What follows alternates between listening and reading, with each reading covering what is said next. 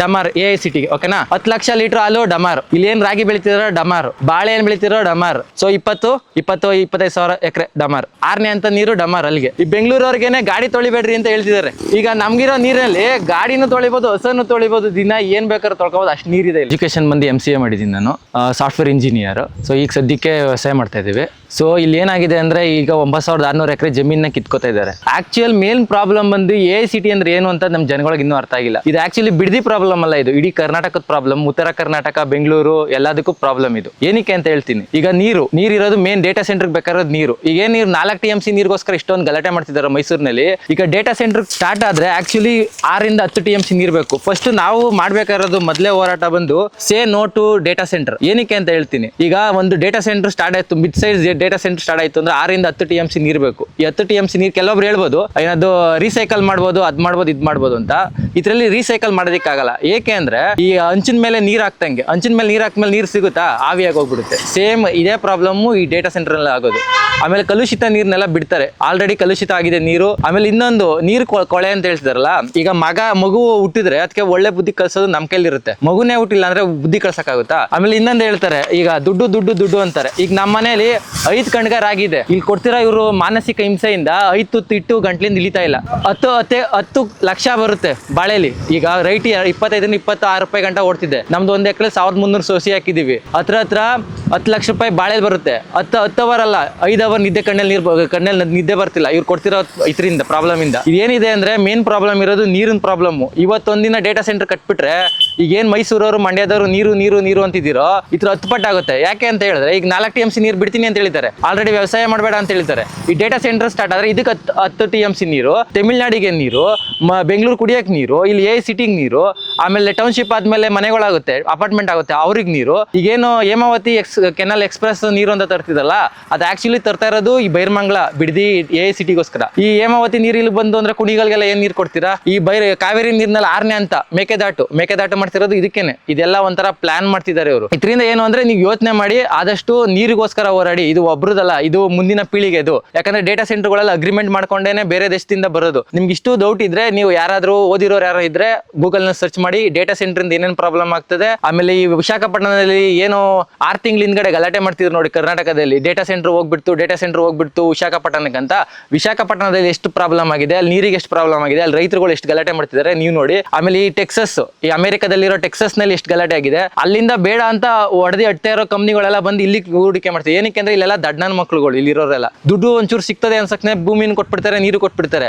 ನೀವು ಮುಂದೆ ಕುಡಿಯೋಕ್ಕೂ ನೀರಿರಲ್ಲ. ಯೋಚನೆ ಮಾಡಿ ಮುಂದಿನ ಹೆಜ್ಜೆಗಳನ್ನ ತಗೊಳ್ಳಿ. ಈಗೇನು ಹೋರಾಡ್ತಿದಿರೋ ನೀರು ಕಾವೇರಿ ನೀರು ಅಂತ, ಮೊದಲು ನೀವು data centre say no to data ಸೆಂಟರ್ನ ಬೇಡ ಅಂತ ನೀವು ಮೊದಲು ಹೋರಾಟ ಮಾಡಬೇಕು. ಡೇಟಾ ಸೆಂಟರ್ ಹೋಯ್ತು ಅಂದ್ರೆ ನಿಮ್ ನೀರು ಅಲ್ಲೇ ಬರುತ್ತೆ. ಈಗೇನು ಈ 6 TMC ನೀರು ಅಂತ ಹೇಳೋದು 6ರಿಂದ 10 TMC ಅಂದ್ರೆ 1.5 ಲಕ್ಷ ಎಕರೆ ಗಂಟ ಭತ್ತ ಬೆಳಿಬಹುದು. ಭತ್ತ ಬೆಳೆಯಕ್ಕೆ ನೀರು ಜಾಸ್ತಿ ಬೇಕು. ಅಷ್ಟು ಭತ್ತ ಬೆಳಿಬಹುದು ಅಂದ್ರೆ ಯೋಚನೆ ಮಾಡಿ ನೀವು ಮುಂದಿನ ಹೆಜ್ಜೆಗಳನ್ನ ಇದು ಮಾಡಿ. ಈಗ 10 ಜನ ಇರೋ ತಾವು AI ಬಂದ್ರೆ ಪ್ರೊಡಕ್ಟಿವಿಟಿ ಕಡಿಮೆ ಆಗ್ತಿದೆ, ಪ್ರೊಡಕ್ಟಿವಿಟಿ ಜಾಸ್ತಿ ಆಗ್ತಿದೆ, ಹೆಡ್ ಕೌಂಟ್ ಕಡಿಮೆ ಆಗ್ತಿದೆ. ಯಾಕಂದ್ರೆ ಮೊದಲು front end developer, back end developer, QA, ಆಮೇಲೆ ಬಿಸ್ನೆಸ್ ಅನಾಲಿಸ್ಟ್, ಈ ಥರ ಎಲ್ಲ ರೋಲ್ ಇರ್ತಿತ್ತು. ಈಗ ಎಲ್ಲಾನು ಇಬ್ಬರೇ, ಫ್ರಂಟ್ ಎಂಡ್ ಬ್ಯಾಕ್ ಎಂಡ್. ಈಗ ಫ್ರಂಟ್ ಎಂಡ್ ಬ್ಯಾಕ್ ಎಂಡ್ ಅನ್ನೋ ಕಾನ್ಸೆಪ್ಟೇ ಇಲ್ಲ. ಫುಲ್ ಸ್ಟ್ಯಾಕ್ ಡೆವಲಪರ್ ಇರ್ತಾರೆ, ಒಬ್ಬ QA ಇರ್ತಾನೆ, ಒಬ್ಬ ಮ್ಯಾನೇಜರ್ ಇರ್ತಾನೆ. ಸೊ 3 ಜನ ಸೇರ್ಕೊಂಡು ಒಂದು ಪ್ರಾಜೆಕ್ಟ್ ಕಂಪ್ಲೀಟ್ ಮಾಡಿ ಬಿಸಾಕ್ತಾರೆ. ಸೊ ಮೊದಲೆಲ್ಲ ಏನಾಗ್ತಿತ್ತು, ಒಂದು ಟೀಮ್ ಅಂದರೆ 10 ಜನ 20 ಜನ ಈ ಥರ ಇರ್ತಿತ್ತು. ಸೊ ಹೆಡ್ ಕೌಂಟ್ ಕಡಿಮೆ ಆಗುತ್ತೆ. ಸೊ ಟ್ಯಾಲೆಂಟ್ ಇಲ್ಲಿ ಮುಖ್ಯ. ಈಗ ವ್ಯವಸಾಯ ಅನ್ನೋದೇನಿದೆ, ಇಲ್ಲಿ ದಡ್ಡನ ಮಕ್ಕಳು ವ್ಯವಸಾಯ ಮಾಡ್ಬೋದು. ಈಗ ನನಗೆ ಬುದ್ಧಿ ಇಲ್ವಾ, ನಾನು ವ್ಯವಸಾಯ ಮಾಡ್ಬೋದು. ನನಗೆ ವಿದ್ಯೆ ಇಲ್ವಾ, ವ್ಯವಸಾಯ ಮಾಡ್ಬೋದು. ನಂಗೆ ತಲೆ ಇಲ್ವಾ, ವ್ಯವಸಾಯ ಮಾಡ್ಬೋದು. ಅದೇ ನೀವು ಒಂದು ಕಂಪ್ನಿಗೆ ಹೋಗ್ತೀನಿ ಅಂದರೆ ಅಲ್ಲಿ ಫ್ರಂಟ್ ಎಂಡ್ ಕಲ್ತಿರ್ಬೇಕು. ಅಂದರೆ ಸಾಫ್ಟ್ವೇರ್ ಡೆವಲಪರ್ ಜಾಬ್ಗೆ ಹೋಗ್ತೀನಿ ಅಂದರೆ ರಿಯಾಕ್ಟ್ ಕಲ್ತಿರ್ಬೇಕು, ಬ್ಯಾಕ್ ಎಂಡ್ ಡೆವಲಪಿಂಗ್ ಕಲ್ತಿರ್ಬೇಕು, SQL ಕಲ್ತಿರ್ಬೇಕು, ಕ್ವೈರಿ ಕಲ್ತಿರ್ಬೇಕು, ಕ್ಲೌಡ್ ಕಂಪ್ಯೂಟಿಂಗ್ ಕಲ್ತಿರ್ಬೇಕು, AI ಕಲ್ತಿರ್ಬೇಕು. ಇಷ್ಟೊಂದಿದೆ ಟಾಪಿಕ್ಕು. ಅದೇ ವ್ಯವಸಾಯ ಮಾಡೋಕ್ಕೇನು ಬೇಡ, ನಿಮಗೆಲ್ಲಿ ಶಕ್ತಿ ಹೊಂದಿದ್ರೆ ಸಾಕು. ನೀನು ಈಗ ರಾಮನಗರಲ್ಲಿ ಯಾರೋ ಒಬ್ರು ಇದ್ದಾರೆ, ಅವ್ರಿಗೆ ಒಂದು ಕಾಲಿಲ್ಲ, ಇರೋದು ಒಂದೇ ಕಾಲೇ ಲಕ್ಷಾಂತರ ರೂಪಾಯಿ ದುಡಿತಿದ್ದಾರೆ. ಏನರಲ್ಲಿ ವ್ಯವಸಾಯದಿಂದ ದುಡಿತಿದ್ದಾರೆ. ಏನು ಹೇಳ್ತೀನಿ ಅಂದರೆ ಈ ವ್ಯವಸಾಯ ಅನ್ನೋದು ಯಾವತ್ತಿದ್ರೂ ನಿಲ್ಲಲ್ಲ. ಈಗ ಏನು ಏನೇ ಬಂದರೂ ಫುಡ್ಡಿಗೆ ಆಲ್ಟರ್ನೇಟಿವ್ ಬರಲ್ಲ. ಆಮೇಲೆ ರಿಪ್ಲೇಸ್ ಮಾಡೋದಕ್ಕಾಗಲ್ಲ ಅಗ್ರಿಕಲ್ಚರ್ನ. ಯಾಕೆ ಅಂದರೆ ಇಂಪ್ಲಿಮೆಂಟ್ ಮಾಡ್ತೀನಿ ಅಂದರೆ AIಗೆ ಜಾಸ್ತಿ ದುಡ್ಡು ಬೇಕು. ಸೊ ಜನಗಳು ಚೀಪು ಅಂದರೆ ಕಡಿಮೆ ದುಡ್ಡಿಂದ ವ್ಯವಸಾಯ ಮಾಡ್ಬೋದು. ಸೊ ಯಾವುದೇ ಕಾರಣಕ್ಕೂ ಅಂತೂ ಅಗ್ರಿಕಲ್ಚರ್ನಂತೂ ರಿಪ್ಲೇಸ್ ಮಾಡೋಕ್ಕಾಗಲ್ಲ. ಪ್ರತಿಯೊಂದು ರಿಪ್ಲೇಸ್ ಮಾಡ್ಬೋದು. ಕೊನೆಗೆ ಎಲ್ಲವನ್ನು ಅನ್ನನೇ ತಿನ್ನಬೇಕು, ಹಿಟ್ಟೇ ತಿನ್ನಬೇಕು. ಅದರಿಂದ ಏನು ಅಂದರೆ ಭೂಮಿನೇ ನಮ್ಮ ಫ್ಯೂಚರು. ಈಗೇನು ಸ್ಟಾಕ್ ಮಾರ್ಕೆಟ್ ಅಂತ ಹೇಳ್ತಿರೋ, ಈ ಭೂಮಿ ಅನ್ನೋದು ಸ್ಟಾಕ್ ಮಾರ್ಕೆಟ್ ಅವ್ರ ಅಪ್ಪ ಇವರು. ಯಾಕಂದರೆ ಇದು ಯಾವತ್ತೂ ಡೌನ್ ಆಗೋದೇ ಇಲ್ಲ. ಈ ಸ್ಟಾಕ್ ಮಾರ್ಕೆಟ್ ಏನೋ ಇಟ್ಟರ ಅಂಪಂದ ಒಂದು ಸ್ಟೇಟ್ಮೆಂಟ್ ಕೊಟ್ಟ ಅಂದರೆ ದುಬ್ಬ ಅಂತ ಬಿದ್ದೋಗುತ್ತೆ, ರೆಡ್ ಕಲರ್ ಹೋಗ್ಬಿಡುತ್ತೆ, ಲಕ್ಷಾಂತರ ಕೋಟಿ ರೂಪಾಯಿ ಹೋಗುತ್ತೆ. ಆದರೆ ಭೂಮಿ ಅವ್ನು ಯಾವನೇ ಬಂದು ಏನೇ ಸ್ಟೇಟ್ಮೆಂಟ್ ಕೊಟ್ರು ಮೇಲ್ಗಡೆ ಹೋಗುತ್ತೆ, ಮಾತ್ರ ಕೆಳಗಡೆ ಬರಲ್ಲ. ಈಗೇನು ಇಲ್ಲಿ ಏರ್ಪೋರ್ಟ್ ಅಂತ ಮಾಡ್ತಿದ್ದಾರಲ್ಲ, ಈಗ ಇಲ್ಲಿ 9,500 ಎಕರೆ ಡಮಾರ್ AICTಗೆ, ಓಕೆನಾ. 10 ಲಕ್ಷ ಲೀಟ್ರ್ ಹಾಲು ಡಮಾರ್. ಇಲ್ಲಿ ಏನು ರಾಗಿ ಬೆಳಿತಿದಾರೋ ಡಮಾರ್, ಬಾಳೆ ಏನು ಬೆಳಿತಿರೋ ಡಮಾರ್, ಜೋಳ ಏನು ಬೆಳಿತಿರೋ ಇಷ್ಟು ಹೋಯ್ತಾ ಈ 9,500. ಈಗ ಏರ್ಪೋರ್ಟ್ ಮಾಡ್ತಿದ್ದಾರೆ, ಅಲ್ಲೇನೇನು ಬೆಳಿತಿರೋ ಅದು ಹೋಯ್ತಾ 4,000 5 ಸಾವಿರ ಎಕರೆ, ಟೋಟಲ್ 13,000 ಎಕರೆ ಇಲ್ಲಿಗೆ ಹೋಯ್ತು. ಸೊ ಇದಕ್ಕೇನು ಮಾಡ್ತಾರೆ, ಗ್ರೀನ್ ಎನರ್ಜಿ ಅಂತ ಹೇಳ್ತಿದ್ದಾರೆ. ಸೊ ಗ್ರೀನ್ ಎನರ್ಜಿ ಎಲ್ಲಿಂದ ಬರುತ್ತೆ, ಸೋಲಾರಿಂದ ಬರುತ್ತೆ. ಸೋಲಾರ್ ಪ್ಲಾಂಟ್ ಇಲ್ಲೆಲ್ಲ ತಗೊಂಡು ಹಾಕ್ತಾನೆ, ಅದಕ್ಕೊಂದು 10,000 ಎಕರೆ. ಸೊ 25,000 ಎಕರೆ ಡಮಾರ್. ಸೊ 25,000 ಎಕರೆಗೆ ನೀರು ಇದೇ ಬೈರಮಂಗಲ ನೀರು. ಈ ಬೈರಮಂಗಲ ನೀರೆಲ್ಲ ಹೋಗುತ್ತೆ, ಕನ್ಪುರಕ್ಕೆ ಹೋಗುತ್ತೆ, ಕನ್ಪುರಿಂದ ಸಂಗಮಕ್ಕೆ ಹೋಗುತ್ತೆ. ಸೊ ಈ ಬಾರ್ಡ್ರಲ್ಲಿರೋ ನೀರು ಇಲ್ಲದೆ ಇದನ್ನೇ ಪ್ಯೂರಿಫೈ ಮಾಡಿ ಇದನ್ನೇ ಕೊಟ್ಬಿಟ್ರೆ ಅವರಿಗೆ ನೀರಿಲ್ಲ. 6ನೇ ಅಂತ ನೀರು ಡಮಾರ್ ಅಲ್ಲಿಗೆ. ಬೆಂಗಳೂರವ್ರಿಗೆ ಆಲ್ರೆಡಿ ನೀರಿಲ್ಲ ಅಂತಿದ್ದಾರೆ.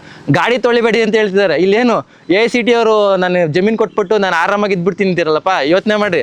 ಈ ಬೆಂಗಳೂರವ್ರಿಗೇನೆ ಗಾಡಿ ತೊಳಿಬೇಡ್ರಿ ಅಂತ ಹೇಳ್ತಿದ್ದಾರೆ ನೀರಲ್ಲಿ. ಈಗ ನಮಗಿರೋ ನೀರಲ್ಲಿ ಗಾಡಿನೂ ತೊಳಿಬೋದು, ಹಸನ್ನು ತೊಳಿಬೋದು, ದಿನ ಏನು ಬೇಕಾದ್ರೂ ತೊಳ್ಕೊಬೋದು, ಅಷ್ಟು ನೀರಿದೆ ಇಲ್ಲಿ, ಸಮೃದ್ಧವಾದ ನೀರು. ಇವ್ರು ಏನಕ್ಕೆ ಬೇರೆ ಕಡೆ ಹೋಗ್ತಿಲ್ಲ ಅಂದರೆ ಇಲ್ಲಿ ನೀರು ಚೆನ್ನಾಗಿದೆ. ಹೇಮಾವತಿ ಎಕ್ಸ್ಪ್ರೆಸ್ ಕೆನಾಲ್ ನಾನು ಹೇಳಿದೆ, ಅದನ್ನ ತಗೊಬಂದು ಇಲ್ಲಿಗೆ ಕನೆಕ್ಟ್ ಮಾಡ್ತಾರೆ. ಈ 6ನೇ ಅಂತ ನೀರು ಅದನ್ನ ತಗೊಬಂದು ಇಲ್ಲೇ ಕೊಡ್ತಾರೆ. ಎಲ್ಲ AICTಗೆ ಕೂತ್ಕೊಂಡ್ರೆ ಬೆಂಗಳೂರಿಗೆ ಏನು ಕೊಡ್ತೀರಾ? ಈಗ ಆಲ್ರೆಡಿ ವ್ಯವಸಾಯ ಮಾಡಬೇಡ ಅಂದಿದ್ದಾರೆ, ಅದಕ್ಕೂ ಆಲ್ಟರ್ನೇಟಿವ್ ಏನು ಮಾಡ್ತಾರೆ, ಯಾವುದೋ ಒಂದು ಫ್ಯಾಕ್ಟ್ರಿ ತಗೋಗಿ ಹಾಕ್ತಾರೆ. ನಿಧಾನ ಮನುಷ್ಯರನ್ನ ಸೋಂಬೇರಿ ಮಾಡ್ತಾನೆ. ಸೋಂಬೇರಿ ಮಾಡಿಬಿಟ್ಟು 5,000 10,000 ಕೆಲಸಕ್ಕೆ ಅಡಿಕೊತಾನೆ. ಅವಾಗ ಅವ್ನು ವ್ಯವಸಾಯ ಮಾಡೋದು ಹೋಗುತ್ತೆ. ಅವಾಗ ಏನಂದರೆ ಕೀಳಲ್ಲಿ ಮೂಡಿಸ್ತಾರೆ ರೈತರುಗಳಲ್ಲಿ. ನಾನು ಫಸ್ಟು ರೈತರುಗಳಿಗೆ ಪ್ರತಿಯೊಂದು ಊರಲ್ಲಿ ಇವತ್ತು ನಮಗಾಗಿರೋ ಕಷ್ಟ ನಿಮ್ಗಾಗಬಾರ್ದು ಅಂದರೆ ಫಸ್ಟು ಪ್ರತಿಯೊಂದು ಗ್ರಾಮದಲ್ಲಿ ನೀವು ರೈತ ಸಂಘಗಳನ್ನ ಸ್ಟಾರ್ಟ್ ಮಾಡ್ಕೊಳ್ರಿ, ಒಗ್ಗಟ್ಟಾಗಿರಿ, ದುಡ್ಡಿನ ಆಸೆಗೆ ಬೀಳ್ಬೇಡ್ರಿ. ಯಾವತ್ತಿದ್ರೂ ಭೂಮಿನೇ ನಿಮ್ಮ ಫ್ಯೂಚರು, ಎಲ್ಲರೂ ಅನ್ನನ ತಿನ್ನೋದು ಅಂತ ಹೇಳ್ತೀನಿ ಇಲ್ಲಿ. ಈ ಮೂಲಕ ನಾನು ಕೈ ಮುಗ್ದು ಏನು ಕೇಳ್ತೀನಿ ಅಂದರೆ, ದುಡ್ಡೇ ಜೀವನ ಅಲ್ಲ. ನಾನು ಹೇಳ್ತಾ ಇದ್ದೀನಿ ಆಲ್ರೆಡಿ. ನಮ್ಮ ಮನೇಲಿ 5 ಕಣ್ಗಾರ ಆಗಿದೆ, 5 ತುತ್ತು ಇಳಿತಿಲ್ಲ. ಏನಕ್ಕೆ ಅಂದರೆ ಇವ್ರು ಕೊಡ್ತಿರೋ ಪ್ರಾಬ್ಲಮಿಂದ, ಇವ್ರು ಕೊಡ್ತಿರೋ ಮಾನಸಿಕ ಹಿಂಸೆಗಳಿಂದ ನಮ್ಮ ಕಣ್ಣಿಗೆ ನಿದ್ದೆ ಇಲ್ಲ. ಇದೇ ಪ್ರಾಬ್ಲಮು ಮುಂದಿನ ದಿನ ನಿಮಗೂ ಬರ್ಬೋದು. ಏನಕ್ಕೆ ಅಂದರೆ ಈ ಗೌರ್ಮೆಂಟ್ಗಳು ಏನಿದೆ ಆಲ್ಮೋಸ್ಟ್ ಎಲ್ಲ ರೈತರುಗಳ ಹತ್ರ ಭೂಮಿ ಮೇಲೆ ಕಣ್ಣು ಹಾಕಿದ್ದಾರೆ. ಇದರಿಂದ ಏನು ಹೇಳ್ತೀನಿ ಅಂದರೆ, ಇದು ಬರೀ ಬಿಡದಿ ಪ್ರಾಬ್ಲಮ್ ಅಲ್ಲ, ಪ್ರತಿಯೊಬ್ಬ ರೈತರ ಪ್ರಾಬ್ಲಮ್. ಅದರಲ್ಲಿ ಎಸ್ಪೆಷಲಿ ಈ ದಕ್ಷಿಣ ಭಾರತ ಮೈಸೂರು ಭಾಗದಲ್ಲಿ ಏನಿದೆ ರೈತರುಗಳು, ಇದು ನಿಮ್ಮ ಪ್ರಾಬ್ಲಮ್ಮು. ಏನಕ್ಕೆ ಅಂದರೆ AICT ಆದಮೇಲೆ ನಿಮ್ಗೆ ಯಾವುದೇ ಕಾರಣಕ್ಕೂ ನೀರು ಕೊಡಲ್ಲ. ಆಲ್ರೆಡಿ ನೀರು ಕೊಡಬೇಡ್ರಿ ಅಂತ ಹೇಳ್ತಿದ್ದಾರೆ, ವ್ಯವಸಾಯ ಮಾಡಬೇಡ್ರಿ ಅಂತ ಹೇಳ್ತಿದ್ದಾರೆ. ಈ AICT ಆಗದಿರ ನಿಮ್ಮ ವ್ಯವಸಾಯ ಮಾಡಬೇಡಿ ಅಂತ ಹೇಳ್ತಾರೆ. ಮುಂದಿನ ದಿನದಲ್ಲಿ ನೀವು ಯೋಚನೆ ಮಾಡಿ, ನಾನೇನು ಹೇಳಲ್ಲ, ಬೇರೆ ರಾಜಕೀಯ ಬಗ್ಗೆ ನಾನು ಮಾತಾಡೋಕೆ ಹೋಗಲ್ಲ. ನೀವು ಪ್ರತಿಯೊಬ್ಬರು ಹೇಳ್ತಾ ಇರೋದು, ನೀವೆಲ್ಲರೂ ನೀವು ಇಲ್ಲೇ ಬಂದು ಕೈ ಜೋಡಿಸಿ ಅಂತ ಹೇಳ್ತಿಲ್ಲ. ನೀವು ಮೊದಲು ಅಕ್ವೇರ್ ಅನ್ನೋದಕ್ಕಿಂತ ಇದೇನಿದೆ ಡೇಟಾ ಸೆಂಟ್ರ್ ಇಲ್ಲೇ ಅಂತಲ್ಲ, ಇಡೀ ಕರ್ನಾಟಕದಲ್ಲಿ ಎಲ್ಲೂ ಆಗ್ದಂಗೆ ನೀವು ತಡಿಬೇಕು. ಈ ನೀರುಗಳನ್ನ ಉಳಿಸ್ಬೇಕು. ಆಮೇಲೆ ಈಗೇನು ಫ್ಯಾಕ್ಟ್ರಿಗೆ ಹೋಗ್ಬಿಟ್ರೆ ಅದು ಸಿಗುತ್ತೆ ಅಂತ ಹೇಳ್ತೀರಾ. ಈ ಡೇಟಾ ಸೆಂಟ್ರ್ ಬಂದಮೇಲೆ ಡೇಟಾ ಎಲ್ಲ ಲೋಕಲ್ ಆಗುತ್ತೆ. ಸೊ ರಿಪ್ಲೇಸ್ ಮಾಡುತ್ತೆ, ರೋಬೋಟ್ಸ್ ಎಲ್ಲ ರಿಪ್ಲೇಸ್ ಮಾಡುತ್ತೆ. ನಿಮ್ಮ ಒಬ್ರಿಗೂ ಕೆಲಸನೂ ಇರಲ್ಲ, ಆ ಕಡೆ ಭೂಮಿನೂ ಇರಲ್ಲ, ಆ ಕಡೆ ಸಾಯಂಗಿಲ್ಲ, ಈ ಕಡೆ ಇದು ಮಾಡೋಂಗಿಲ್ಲ. ನೀವು ಯೋಚನೆ ಮಾಡಿ, ಪ್ರತಿಯೊಬ್ಬ ವಿದ್ಯಾರ್ಥಿಗಳಿದ್ದೀರಲ್ಲ, ನೀವು ಈಗ ಸಪೋರ್ಟ್ ಮಾಡಬೇಕು ರೈತರುಗಳಿಗೆ. ನಾ ಇದೇ ರೈತರು ಅಂತ ಹೇಳ್ತಿಲ್ಲ, ಇಡೀ ಕರ್ನಾಟಕ ಇಡೀ ದೇಶದಲ್ಲಿ ಎಲ್ಲೇ ರೈತರುಗಳು ಕಷ್ಟದಲ್ಲಿದ್ದರು ಅವ್ರಿಗೆಲ್ಲ ಪ್ರತಿಯೊಬ್ಬರು ಸಹಾಯ ಮಾಡಿ ಅಂತ ಹೇಳ್ತೀನಿ. ನೀವೇನು ಬಂದು ಇಲ್ಲೇ ಸಪೋರ್ಟ್ ಮಾಡಬೇಕು ಅಂತೇನಿಲ್ಲ. ನಿಮ್ದೇನು ರೈತರ ಸಂಘಗಳು ಅಂತ ನಾನು ಹೇಳಿದ್ನೋ ಆಗಲೇ, ಪ್ರತಿಯೊಂದು ಊರಲ್ಲೂ ರೈತ ಸಂಘಗಳನ್ನ ಕ್ರಿಯೇಟ್ ಮಾಡ್ಕೊಳ್ಳಿ. ಇದರಿಂದ ನಮಗೇನು ಉಪಯೋಗ ಅಲ್ಲ, ನಿಮಗೆ ಮುಂದಿನ ದಿನಗಳಲ್ಲಿ ನೆಕ್ಸ್ಟ್ ನಿಮ್ಮ ಭೂಮಿ ಕೈ ಹಾಕಕ್ಕೆ ಬಂದಾಗ ನೀವು ಒಗ್ಗಟ್ಟಲ್ಲಿರ್ಬೋದು. ಆಮೇಲೆ ಮೊದಲು ದುಡ್ಡು ಅನ್ನೋದನ್ನ ತಲೆಯಿಂದ ತೆಗ್ದಾಕಿ. ದುಡ್ಡನ್ನ ನಾವು ದುಡಿಬೋದು, ದುಡ್ಡು ನಮ್ಮನ್ನ ದುಡಿಯೋಕ್ಕಾಗಲ್ಲ. ದುಡ್ಡಿನ ನೆಮ್ಮದಿ ತಗೊಳಕ್ಕಾಗಲ್ಲ, ನೆಮ್ಮದಿಯಿಂದ ದುಡ್ಡು ದುಡಿಬೋದು. ಇದರಿಂದ ನಾನು ಹೇಳೋದು, ಪ್ರತಿಯೊಬ್ಬರು ಕೈ ಜೋಡಿಸಿ ರೈತರ ಪರವಾಗಿ ಹೋರಾಡ್ರಿ.